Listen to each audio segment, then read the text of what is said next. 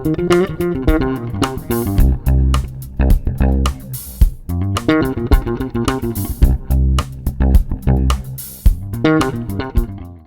Dan here. Hope you're doing really well. This lesson's going to be a little bit random. One good thing to practice is just to put on a drum loop and just improvise. So that was 108 BPM. It's kind of nice tempo. I had a sort of funky Dorian Aeolian thing in mind, and I'm just going to explain what that is and show you what I was doing there. So I was just working around the 8th fret, that's C.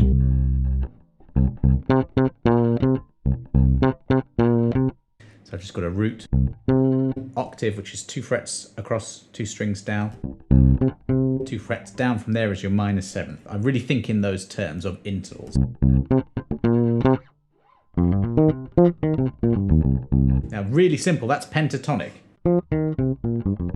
So if you went from the 8th fret, it's 8, 11 on the E string, and then 8, 10 on the remaining string. So I'm going finger 1, 4, and then 1, 3, 1, 3, 1, 3, like this.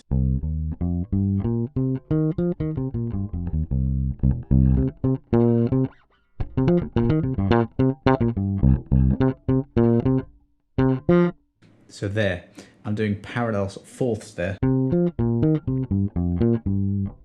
Because you've got all these notes here on frets 8 to 10 on the A, D, and G, they're all the same. So you can go, this is the wrong fingering, but.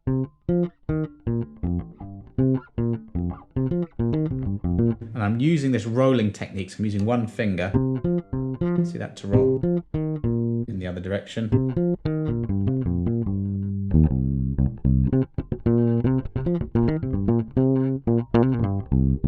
Hammer on. Like I said, this is going to be random. I'm just showing you things that I'll be playing. I would probably, before I got, well, I mean, I've been playing for nearly 30 years, so I probably have worked that out, so it's under my fingers.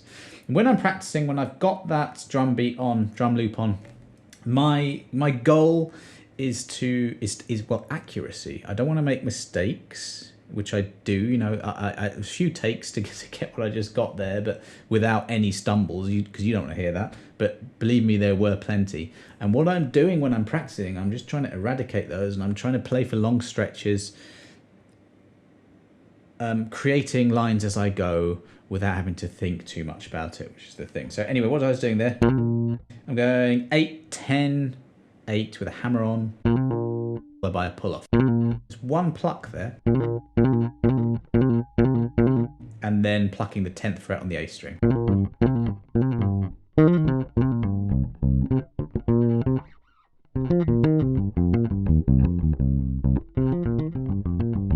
That's just that same pattern of pentatonic. Pentatonic scale is great for patterns, okay?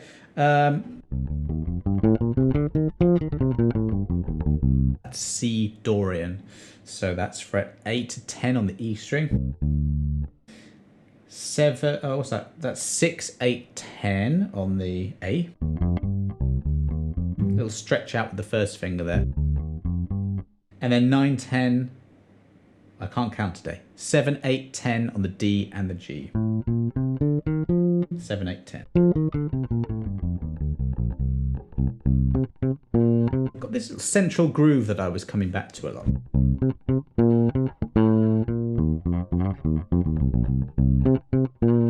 C minor pentatonic and C Dorian go hand in hand.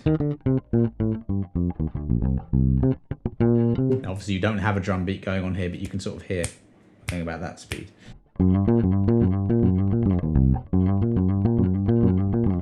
I'm trying to fill and hit beat 1, just make a fill in a really smooth way, transition really well between the fill and the line. Let me just show you that.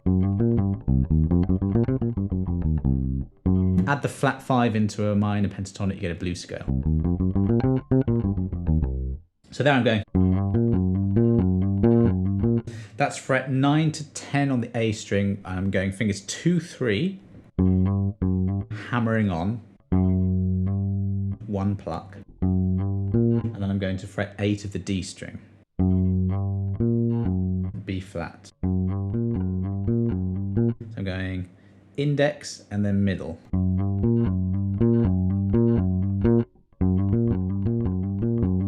And then doing a slide down from 10 to 8 on the A string, because then I can play first finger on the 6th fret. And there's that root note again.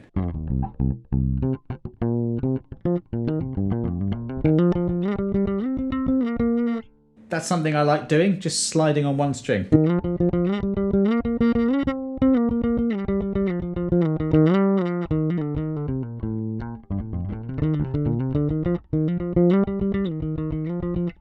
So that's fret 8 to 10, to 12, to 15 to 17.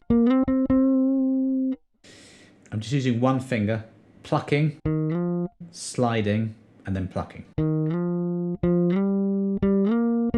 Carrying that on. Add the 14th fret in there and you get that Dorian. There's the blues note. I think it's a really good idea, whenever you're playing the bass, to work out where the intervals are. So there's my C. I really know that's where the note C is. I'm not guessing. That's where it is. 2 frets down from the 12th fret, which is D. There's my minor 3rd. There's my 4th. It's on the same fret. 1 fret up from that is the flat 5. Which is that bluesy note. You can bend the 4th to the flat 5. Get that real tension blues sound.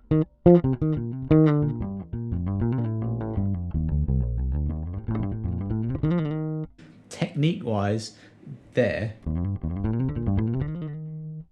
those are hammer-ons and pull-offs. That's called legato playing, commonly in guitar and bass playing. It's just fast 16th note triplets. So I'm doing one pluck there. I'm doing hammer-ons, and then pull-offs, and then ending with a hammer-on. So these are the kind of ideas I might be employing when I'm practicing, like I did in the intro there. So, how can I use those legato techniques in a way that's creating music? Because ultimately that's what it's all about, right? All these scales, all these techniques need to come together to create something that sounds good. Yeah, obvious, I know. But this is a way of doing it, is to put on your metronome, because it's easy-ish to do this without the metronome or the drum beat. But when you do that, you're playing in time, and that really is the ultimate thing, is to be able to do that, piece it all together, string some of these lines together, make it sound like music. Don't stumble, don't speed up, don't slow down. And I just find that putting something like this on for 5 to 10 minutes and just almost like meditating over it and just going over it like day by day by day, you'll find that you get more accurate with your playing, and you'll find the things that you like as well. So the other thing I was doing was I was just sort of cycling between that Dorian sound and then just a very simple natural minor scale. So that's 8, 10, 11 on the A and on the E and the A, 8, 10 on the D. Here's a really, really cool thing to do. Create a really, really simple rhythm. So 3, 4.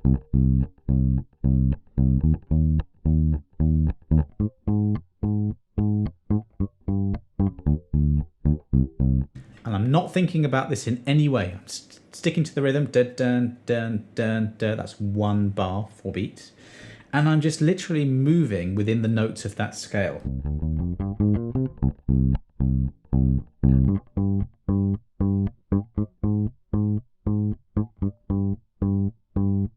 You really don't even need to think about it that much. And then what you can do is you can use the very notes from that scale to connect things up in a bit more of a melodic way.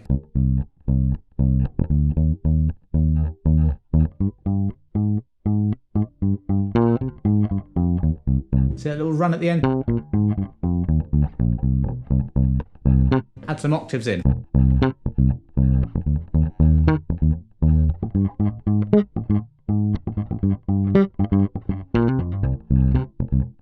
Now, if you know your harmony, meaning the chords that are formed from a scale, then it gets even better.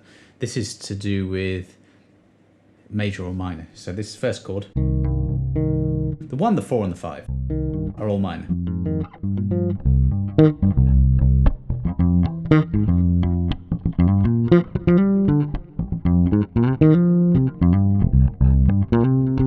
you can level up layers of complexity on just the simple root notes.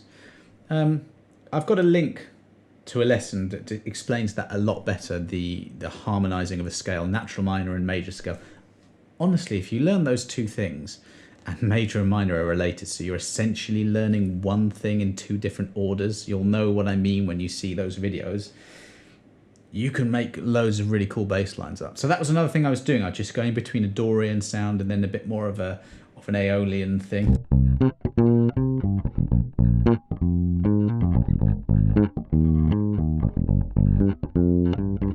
That's what I was doing a lot of. So on the C, on the 8th fret, root, octave, flat 7th, 5th. There's the root. 2 up, 2 strings down, octave, flat 7th, 5.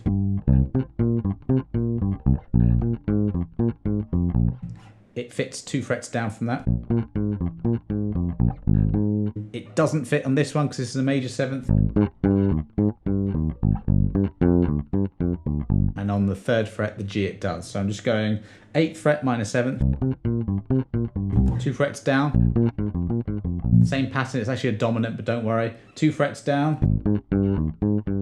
Exactly the same, except the 7th is right next to the octave, 1 fret. And then 3rd fret, you can do the same pattern as the others.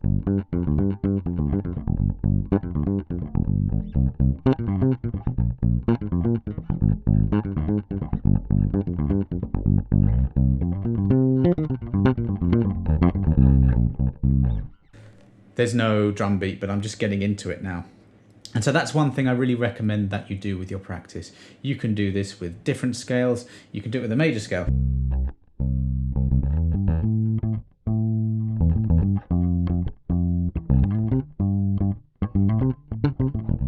You can do it in any different style you like, using any different harmony, but keep things simple at first and just build up, build up, build up. But if you do this every day in your practice, I just find it's a really good way of pulling in all the things that you're learning, you know, your technique, your knowledge of a scale, different areas on the fretboard, and actually putting it into musical practice, which after all, that's what it's all about, isn't it? I'm doing videos every week, so make sure you subscribe, and yeah, do let me know if there's anything you want, and I'll do a video on that too. Thanks very much for watching. Have a great day.